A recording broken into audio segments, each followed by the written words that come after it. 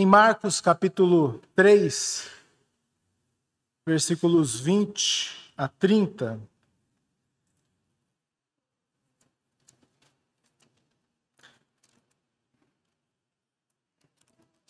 Estamos na terceira mensagem da série 16 Marcos em nossa vida. Nós vamos ler o texto e vamos orar mais uma vez.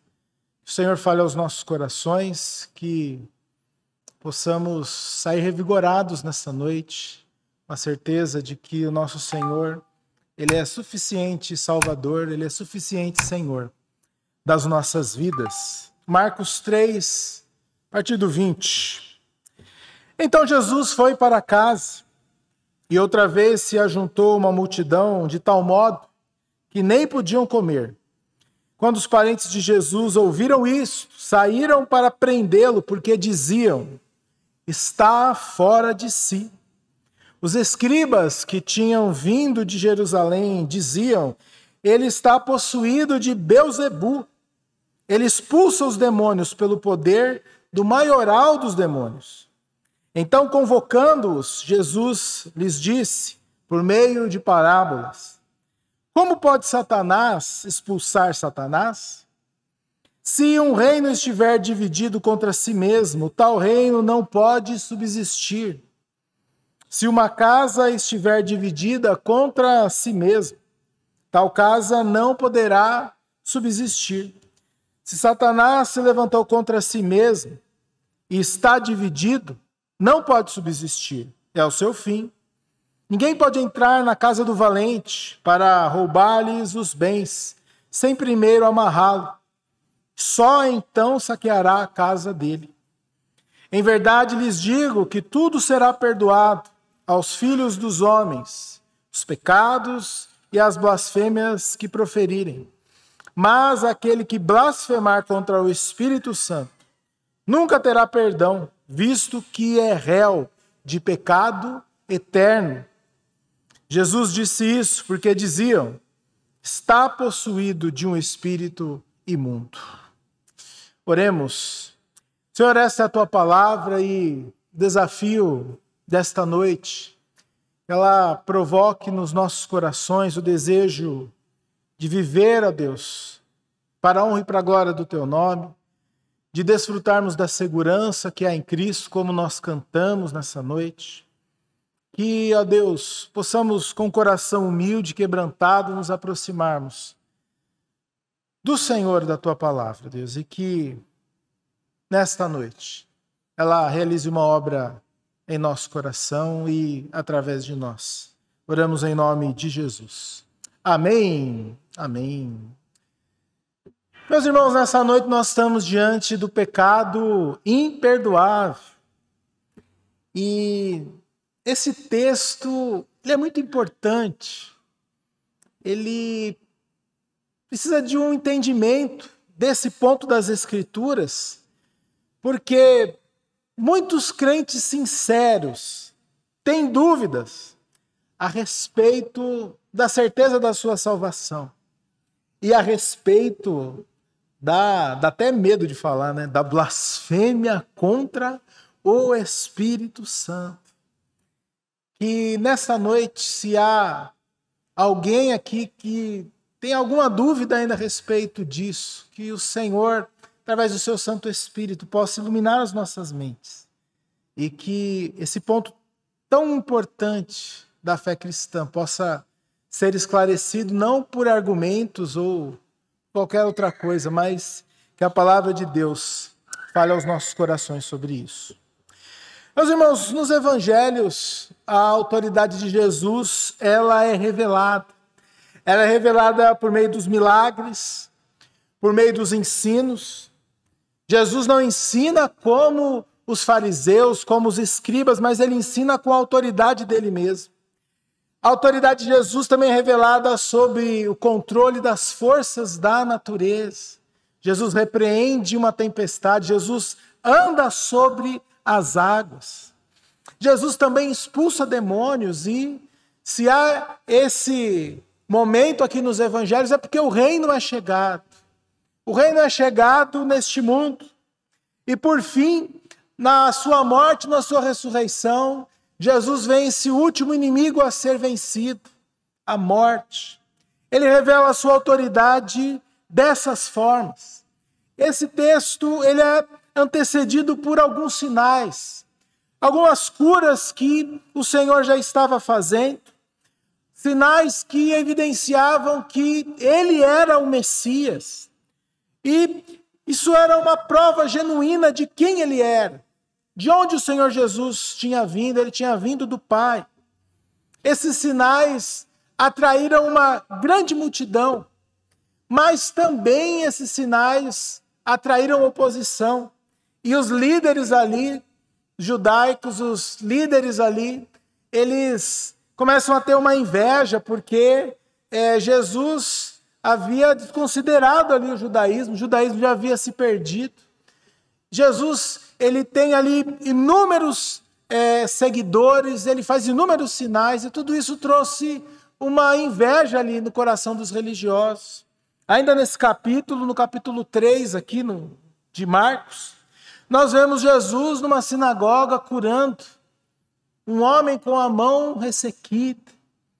E aquilo que poderia trazer glórias e trazer conversão ali para muitas pessoas, parece que fez o contrário. No versículo 6, os fariseus e os herodianos, dois segmentos ali do judaísmo que eram opostos entre si, eles fazem um conluio ali já desde o início do Evangelho de Marcos para prenderem Jesus, para matarem Jesus.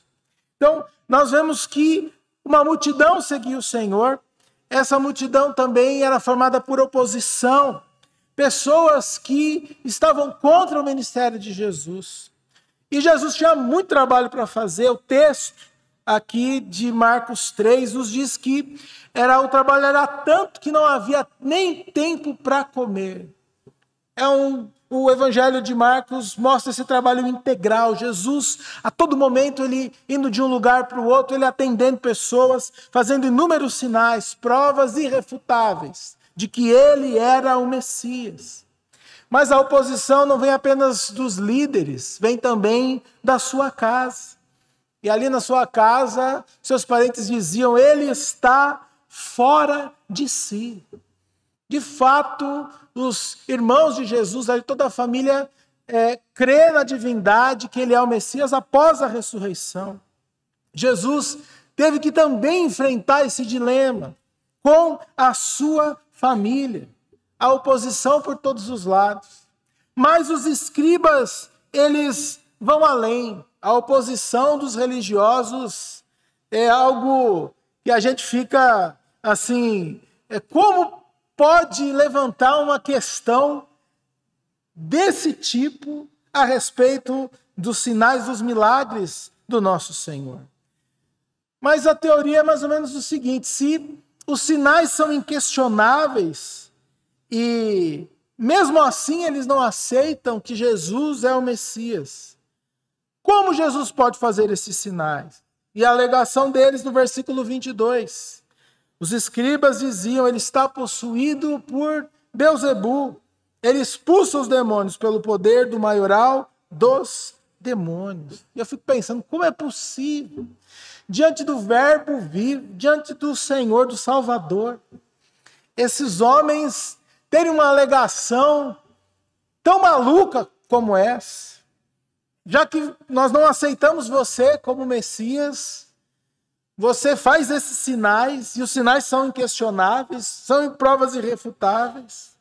Você faz isso pelo poder dos demônios. E o mais intrigante nessa passagem, que eu penso, a minha visão aqui, é que Jesus ele tem uma santa paciência para lidar com esse povo, né? Ele podia pedir 5 minutos para os demônios lá e falar: fogo do céu nesses camaradas aí. Mas eu penso ali que Jesus, toda a sua paciência e perseverança, ele respira fundo e então ele explica toda aquela situação de uma forma didática, com uma parábola do reino. E nessa parábola nós temos duas realidades básicas. Jesus explica: olha, Existe a realidade do reino das trevas, existe a realidade do reino de Deus. Não há um reino dividido, não há uma casa dividida. Pode até parecer que existem várias oposições, vários opositores do Senhor, mas é um só. Pode ser que existam vários opositores, várias coisas contra a igreja, contra nós, mas de fato o adversário é um só. Na parábola, Jesus explica que Satanás é o valente e que ele precisa ser amarrado. Ele é o líder dessa organização que se opõe à igreja, se opõe ao reino de Deus, se opõe ao próprio Cristo. Os seus bens são pessoas que ele escraviza. Mas Jesus é aquele que tem mais autoridade do que o valente. E o ensino aqui, meus irmãos, é que no Evangelho, a vinda de Cristo, o poder de Cristo, a morte e a ressurreição do Senhor, limita o poder de Satanás. E é por isso que o Evangelho é pregado. Na cruz, o Evangelho, ali, a vida de Cristo, a morte e a ressurreição de Cristo, ele freia seriamente o poder de Satanás para que no futuro próximo esse poder seja anulado, seja aniquilado. O nosso inimigo, o nosso adversário, ele possui um poder limitado, porque ele está debaixo da autoridade de Jesus. Mas isso não significa que ele está inativo. Tanto nos evangelhos quanto nos nossos dias, nós vemos pessoas que ainda estão sendo libertas do poder das trevas. Ainda há uma ação maligna neste mundo. Este poder de Satanás foi limitado, mas ainda ele está agindo nessa realidade, nesse mundo caído. Ainda pessoas necessitam dessa libertação, necessitam dessa ação soberana de Cristo. Mas se existem ainda pessoas que precisam serem libertas, é porque isso traz uma evidência do reino de Deus, a autoridade de Jesus, e ainda hoje é possível que pessoas sejam libertas das garras de Satanás. E se ainda nós temos esse problema, essa situação, é um sinal de um julgamento que ainda virá. Haverá um julgamento vindouro, um julgamento definitivo. Jesus está ali contra as hostes malignas, a luta que não é só dele, mas é de todos os crentes, é da igreja. E nessa noite, eu sei que esse texto é um texto que traz algumas dificuldades, talvez até mesmo polêmicas, mas ele traz lições preciosas para a nossa vida. E a primeira lição que esse texto nos traz é que o pecado imperdoável, a blasfêmia contra o Espírito Santo, não é um pecado para os crentes. E isso é libertador. Conversei já com muitas pessoas, crentes que são sinceros na sua fé e perguntam: pastor, será que eu cometi esse pecado contra o meu Deus? A primeira lição desse texto, diante de todo esse quadro aqui em Marcos 3, é que esse pecado não é para um crente, não é para aquele que já nasceu de novo, não é para aquele que já foi alcançado pela graça de Deus. O que nós estamos tratando aqui em Marcos 3 não é simplesmente uma ignorância ou falta de informação que aqueles religiosos eles estão ali em oposição ao Senhor e falando esse absurdo, essa barbaridade da obra de Cristo. Porque Cristo ele está ali realizando todos esses sinais, esses milagres no poder do Espírito Santo. Eles estão alegando que a obra santa, a obra preciosa do Espírito Santo não vem de Deus, a obra de Cristo não vem do Senhor, não vem do Espírito Santo, vem do próprio adversário. Mas aqueles religiosos, meus irmãos, eles não podem alegar ignorância. porque eles estão diante do ensino de Jesus, eles estão diante dos sinais do reino. A grande maioria dos crentes não viu nenhum sinal em toda a sua vida, mas mesmo assim creu. Creu que Jesus é o Senhor, que Ele é o Messias. Ignorância, falta de informação para essa turma aqui não era a desculpa. Em resumo, o que seria esse pecado imperdoável? Não é uma simples ação, não é uma simples palavra, não é um simples pensamento que às vezes pode passar na nossa mente, no nosso coração.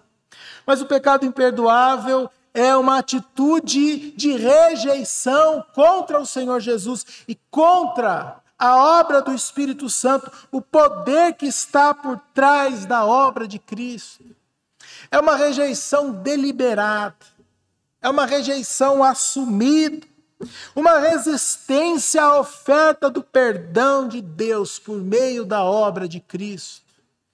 Aqueles homens estão diante do Senhor. E mais importante para eles não é reconhecer a autoridade do Senhor, mas se opor a Ele. E então Jesus, com toda a paciência, Jesus explica essa situação, Jesus explica essa condição, que infelizmente alguns irão viver. Como que nós entendemos, como se processa a conversão no coração humano? Em Marcos capítulo 1, versículo 15, o Senhor Jesus inicia o seu ministério praticamente as mesmas palavras de João Batista. Arrependam-se dos seus pecados e creiam no Evangelho. Basicamente, o que uma pessoa precisa fazer para ser salva? Ela precisa se arrepender dos seus pecados. E ela precisa crer. Arrependimento e fé. Arrependimento e fé são essas duas atitudes. E nós entendemos que abrem as portas do reino dos céus. Quando nós entendemos que esse pecado é um pecado não para o crente, assim nós podemos entender outros textos que também são de difícil entendimento. Por exemplo, lá em 1 João capítulo 5, o pecado que é para a morte. Em Hebreus capítulo 6, aqueles que caem da graça. Nós entendemos que são pessoas que de fato não desfrutaram plenamente, não desfrutaram da salvação que há em Cristo Jesus. E por isso se perderam. Por isso até pareciam que poderiam ser crentes, mas ficaram por meio do caminho. Também nós precisamos lembrar do texto de Romanos, capítulo 1, versículos 24 a 25. Diz assim: por isso, Deus os entregou à impureza pelos desejos do coração deles, para desonrarem o seu corpo entre si. Eles trocaram a verdade de Deus pela mentira, adorando e servindo a criatura em lugar do Criador, o qual é bendito para sempre. Amém. Romanos fala sobre graça, sobre adoção, justificação, mas Romanos começa com condenação. E que alguns o Senhor entregou à impureza, aos desejos do coração deles. Alguns, infelizmente, vão se perder, alguns coração irá endurecer de uma forma que se tornará irremediavelmente culpados. Esse pecado, você que talvez já passou por esse texto e muitas pessoas têm dúvidas a respeito disso. Isso não é um pecado para aqueles que já estão em Cristo, mas para aqueles que endureceram o seu coração e não se entregaram a Cristo. Em segundo lugar, eu queria dizer para você que em Cristo há segurança para a nossa salvação. Deixando as polêmicas de lado, a marca desse texto, a marca desta mensagem nesta noite, é que nós podemos gozar, podemos ter certeza da nossa salvação em Cristo Jesus. Não pelos nossos méritos, não pela nossa performance, mas pelo sacrifício de Cristo. Não é difícil encontrar crentes, pessoas com dúvidas a respeito do seu destino eterno. Não é difícil encontrar pessoas que acham que, dependendo de um determinado pecado, caíram da graça, estão fora da graça de Deus. Alguns, de fato, irão se perder eternamente. Mas, de acordo com João, capítulo 6, versículo 37, o nosso Senhor Jesus nos diz: todo aquele que o Pai me dá, esse virá a mim. E de modo nenhum, lançarei fora aqueles que vêm a mim. Meu irmão, nessa noite, creia no que a Bíblia diz sobre a obra de Cristo a seu favor. Creia no que a Bíblia diz a respeito de você. Não creia simplesmente nos seus sentimentos, porque tem dias que nós estamos em oração, em comunhão com Deus, e é aquela glória, aquela bênção, né? Mas tem dias que a gente fica meio bola murcha, né? Mas a obra de Cristo, ela não é dependente daquilo que nós sentimos, daquilo que nós achamos. A obra de Cristo, ela é uma obra eterna e se nós não conseguimos a nossa salvação, também nós não podemos perdê-la. Guarde isso no seu coração. Talvez você tenha aí, lá no fundo do seu coração, lá nos seus pensamentos, algum resquício desse assunto, alguma dúvida. Mas a Bíblia nos diz que é possível. Se você já entregou a sua vida para o Senhor, se a salvação, você já teve um encontro com o Senhor. O Senhor Ele é poderoso para sustentar a sua vida, em meio às tribulações, em meio aos erros, em meio aos pecados. Precisamos crer na Bíblia, aquilo que a Bíblia diz a respeito da obra de Cristo, na minha vida e na sua vida. Devemos parar de tentar viver uma religião de performance, onde um dia eu estou mais salvo, um dia eu estou mais consagrado e outro dia eu estou menos, e vai sendo uma montanha russa na vida do crente, uma gangorra, altos e baixos. Eu fico muito feliz quando eu encontro com pessoas e posso ministrar a palavra e trazer essa certeza. Pessoas que têm medo de perder a salvação, pessoas que têm medo de alguma coisa desagradar tanto a Deus, que o Senhor vai jogá-la fora. Tem uma frase que diz assim: não há nada mais que eu possa fazer para que Deus me ame mais, não há nada que eu possa fazer para que Deus me ame menos. O seu amor, ele é perfeito. O seu amor, ele é soberano. O seu amor, ele é completo pelos seus filhos. Um pai que salva os seus filhos e que mantém os seus filhos na salvação. Mas você pode perguntar assim: pastor, mas de vez em quando passa uns negócios aqui na minha cabeça, passa uns pensamentos, né? A gente deve ficar assustado. Meu Deus, de onde saiu isso? Talvez você esteja, né, nesse caminho da santificação e nessa luta diária contra o pecado. E Lutero, ele tem uma frase interessante. Ele diz que não posso impedir que os pássaros voem, né, sobre a minha cabeça, mas eu posso impedir que eles façam um ninho na cabeça.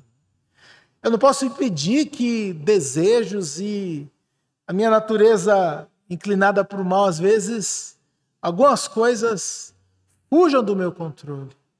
Mas eu posso vigiar, eu posso consagrar a minha vida. E se eu pecar, se nós pecarmos, nós temos um advogado fiel e justo para nos livrar, para nos perdoar. Esse é o nosso Senhor. Mas por último, esse texto também traz um alerta. Por que que esse pecado não pode ser perdoado? Seja a blasfêmia ou o pecado imperdoável. Meus irmãos, se isso se trata de uma rejeição a Cristo, uma rejeição ao Espírito Santo que convence, e é o mesmo Espírito, em João 16:8, que convence do pecado, convence o mundo do pecado, da justiça e do juízo. Como pode haver conversão àquele que nega a obra do Espírito Santo? Em resumo, este pecado é simplesmente não se converter, é rejeitar a obra de Cristo, é não se submeter a Cristo. E é um alerta para cada um de nós, porque o nosso coração, ele pode chegar, coração de uma pessoa que não recebeu a Cristo, coração de um ímpio, pode chegar a um nível de dureza irreversível. Na Bíblia nós temos uma história muito triste no Antigo Testamento, a história do primeiro rei de Israel, o rei Saul. O rei Saul é aquela história, camarada que tinha tudo para dar certo. Começou muito bem, mas terminou muito mal. Começou humilde, começou ali, entendia que não era digno daquele cargo, mas o coração dele foi se endurecendo, e quem já leu a história ali sabe que o final foi trágico. Coração de alguns sem Cristo pode chegar a essa dureza irreversível. Para alguns, meus irmãos, não há arrependimento, mas também não há tristeza. Não há essa culpa. Será que eu estou agradando a Deus? Será que o meu pecado é o pecado imperdoável? Será que dentro do meu coração, lá no íntimo do meu ser, será que eu estou tendo comunhão com o Senhor? Se há no seu coração essa preocupação, se há no seu coração esse desejo de viver para a glória de Deus, se o pecado traz tristeza, traz contrição, traz lamento no seu coração, então esse é o caminho daquele que já foi alcançado pela graça. Porque o ímpio não tem essa preocupação. Ele não está preocupado se a vida dele está afrontando a Deus ou se alguma coisa que ele fez pode tirá-lo da presença de Deus. Se você vive nesse caminho, e esse é o caminho do crente, uma luta contra a nossa natureza pecaminosa, uma luta onde nós buscamos a santidade, mas nós não dependemos da nossa santidade para sermos salvos. Uma luta onde nós buscamos fazer a vontade de Deus. Uma luta onde nós queremos, como o próprio João Batista, ele disse, convém que eu diminua e que ele cresça. Esse é o caminho daquele que vive esse duelo, muitas vezes desigual, do espírito e da carne. Eu queria que nessa noite você, se você ainda não tem, mas você recebesse essa segurança de que esse é o caminho do crente, um caminho de negar-se a si mesmo, um caminho de se desviar do mal, mas se nós pecarmos, nós temos um advogado, o sangue de Jesus Cristo nos livra de todo o pecado. Mas pastor, quem já ultrapassou esse limite e o coração endureceu, o que fazer?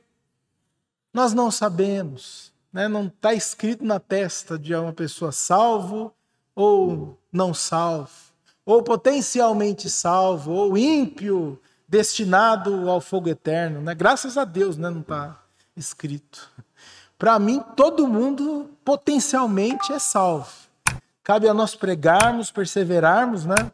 Na vida cristã, na pregação cristã. Mas a respeito da salvação, eu me lembro de Jonas, capítulo 2, versículo 9. Ao Senhor pertence a salvação. Que nessa noite essa segurança inunde o nosso coração. Que possamos viver nessa dependência, né? E que, se o seu coração ainda trepida, se você ainda se sente inseguro nesse assunto, que esta palavra acalme o seu coração. E que essa segurança seja algo palpável, seja vida.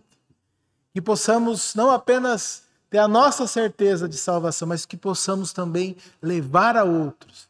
Que Jesus Cristo, Ele salva. E Ele nos mantém firmes nesta salvação.